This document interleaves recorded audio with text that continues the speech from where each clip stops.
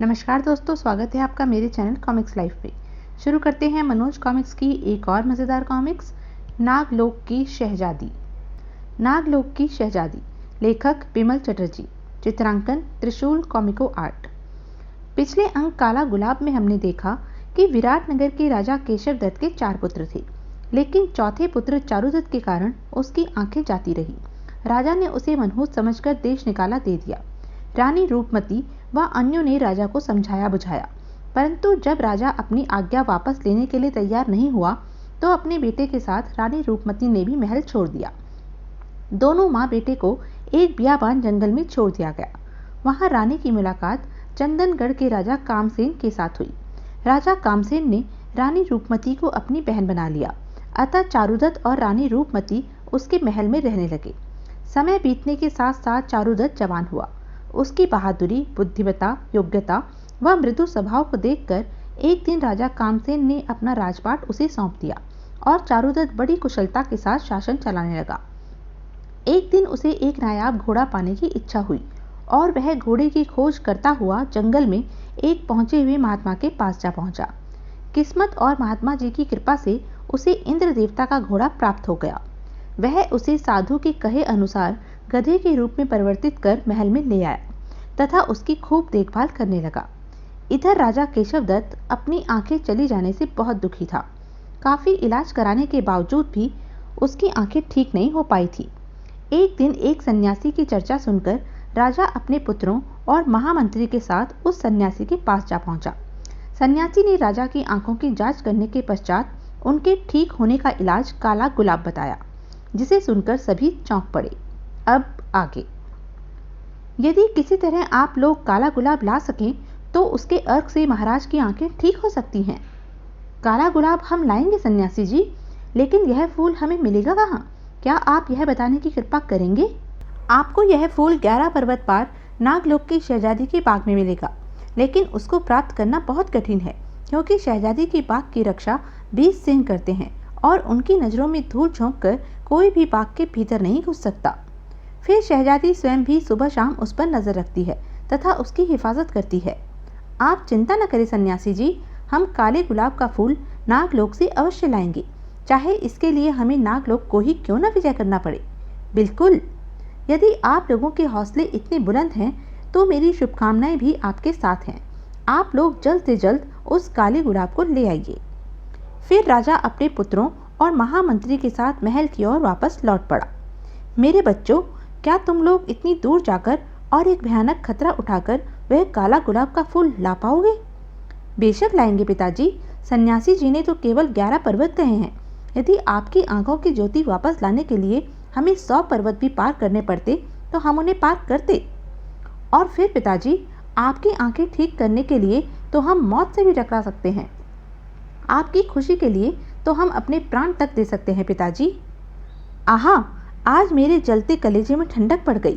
तुम तीनों मुझे कितना प्यार करते हो, यह मैं आज से पहले नहीं जानता था। मुझे तुम पर गर्व है मेरे बच्चों। लेकिन हमें तो उसी दिन अपने आप पर गर्व होगा पिताजी, जिस दिन आप हमें अपनी आंखों से देखेंगे। महल पहुंचकर महामंत्री जी, आप सेनापति जी को निर्देश दे दीजिए कि इस यात्रा पर हम स्वयं और हमारी पूरी फौज भी साथ चलेगी। हम कल सुबह ही यहाँ से रवाना होना चाहते हैं। ठीक है राजकुमार, मैं अभी उन्हें सारी तैयारियां पूरी करने के लिए कहता हूँ। अगले दिन भोर होने के साथ ही तीनों राजकुमार सेनापति और अपनी पूरी फौज के साथ बड़े ठाट बाट से काला गुलाब लेने के लिए रवाना हुए। चलते चलते वे अगले दिन दोपहर को सबसे पहले चंदनगढ़ सीमा पर पहुंचे। सेनापति जी, अपना दूत चंदनगढ़ के राजा के पास भेजिए। वह राजा से हमारे उनके देश में एक रात ठहरने की इजाज़त लेकर आएगा। बहुत अच्छा राजकुमार। सेनापति द्वारा भेजा गया दूत चंदनगढ़ के राजा चारुदत्त के पास पहुंचा। उस समय दरबार लगा हुआ था और वहां चारुदत्त के साथ साथ कामसेन, चंद्रावती तथा रूपमती भी मौजूद थी। महाराज की हमेशा जय जयकार होती रहे। तुम कौन हो अजनबी और क्या चाहते हो? मैं विराटनगर का दूत हूँ महाराज, और मुझे वहाँ के बड़े राजकुमार सूरजदत्त ने एक पैगाम के साथ भेजा है। विराटनगर और राजकुमार का नाम सुनकर रानी रूपमती के साथ साथ कामसेन और रानी चंद्रावती भी चौंक उठे। हे ईश्वर, क्या पैगाम लाया होगा वह? लेकिन चारुदत्त इतने वर्षों में अपने वास्तविक देश और पिता के बारे में सब कुछ भूल चुका था। हम पैगाम सुनने के लिए उत्सुक हैं। तुम निसंकोच होकर पैगाम सुना सकते हो। हमारे महाराज केशव दत्त की अवस्था बहुत खराब है। उनकी आंखों की ज्योति वापस लाने के लिए काले गुलाब की जरूरत है। उसी को लाने महाराज के तीनों पुत्र 11 पर्वत पार जा रहे हैं। यदि आप अपने देश में एक रात ठहरने और राह देने की इजाज़त दे दें तो राजकुमार आपके बहुत आभारी होंगे। हम इजाज़त देते हैं। महामंत्री जी, आप शाही मेहमान खाने में राजकुमारों के ठहरने और खाने पीने का सारा प्रबंध कर दीजिए तथा सैनिकों के ठहरने का प्रबंध बड़ी सराय में करवा दीजिए। ध्यान रहे प्रबंध में कोई कमी न रहने पाए। जो आज्ञा महाराज। महाराज के यश का डंका दुनिया में चारों ओर बजता रहे। अब मुझे आज्ञा दीजिए महाराज, ताकि मैं यह खुशखबरी राजकुमारों को सुना सकूं। ठीक है, आप जा सकते हैं।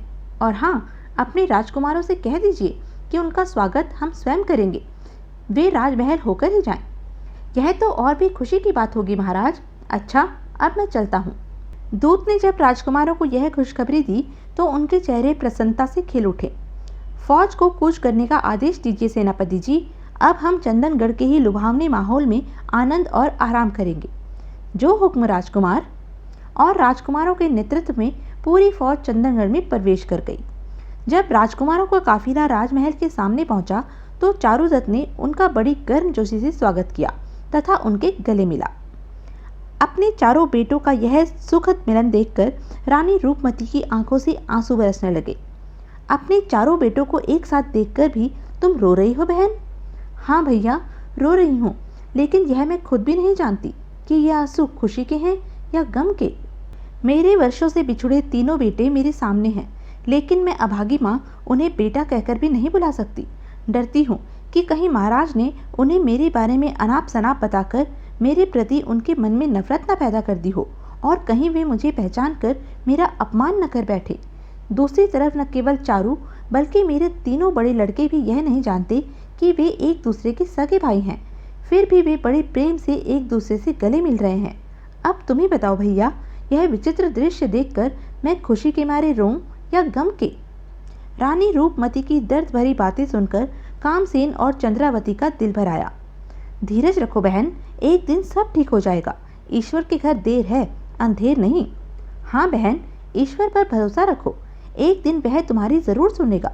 तुम्हें तुम्हारा सुहाग भी मिल जाएगा और वर्षों से बिछुड़े तीनों बेटे भी। ईश्वर करे तुम्हारे तीनों बेटों को काला गुलाब मिल जाए ताकि तुम्हारा सुहाग पुनः देख सके और जिसके कारण तुम्हारी खुशियां छिनी हैं उसी के जरिए तुम्हारा सारा दुख दूर हो जाए।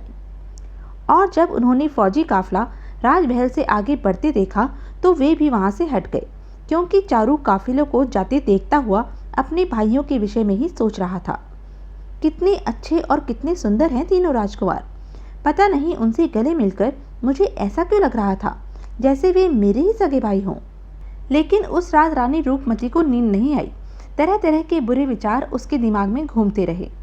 आह, पता नहीं स्वामी किस हाल में होंगे, उनकी अच्छी तरह देखभाल हो रही होगी या नहीं। पता नहीं राजकुमारों को काला गुलाब मिल पाएगा या नहीं। आह, कहीं मेरे बच्चों की जान खतरे में न पड़ जाए। 11 पर्वत पार करना कोई हंसी खेल नहीं। पता नहीं मार्ग में उन्हें कितनी मुसीबतों का सामना करना पड़े। अगली सुबह जब तीनों राजकुमारों ने अपनी फौज के साथ आगे कूच किया तो व्याकुल सी रूपमती अपने बेटे चारुदत्त के पास पहुंची। क्या बात है माँ, तुम इतनी घबराई सी क्यों हो? आओ बैठो। बेटा, मैं तुमसे कुछ विशेष बातें करना चाहती हूँ। हाँ हाँ माँ, अवश्य, लेकिन तुम बैठो तो सही। बेटा, आज मैं तुम्हें एक ऐसा रहस्य बताने जा रही हूँ जिसे तुम बरसों पहले भुला चुके हो और मैंने तथा तुम्हारे मामा मामी जी ने भी तुम्हें बताने की कोशिश नहीं की। ऐसा क्या रहस्य है माँ? मुझे वह रहस्य जानने की उत्सुकता हो रही है, जल्दी से बताओ ना। तो सुनो, तुम विराटनगर के राजकुमार हो और जिन 3 राजकुमारों से तुम कल मिले थे वे कोई गैर नहीं बल्कि तुम्हारे सगे भाई हैं। उनके पिता तुम्हारे भी पिता हैं। क्या? यह तुम क्या कह रही हो माँ? तुमने मुझे आज तक पिताजी के बारे में बताया क्यों नहीं?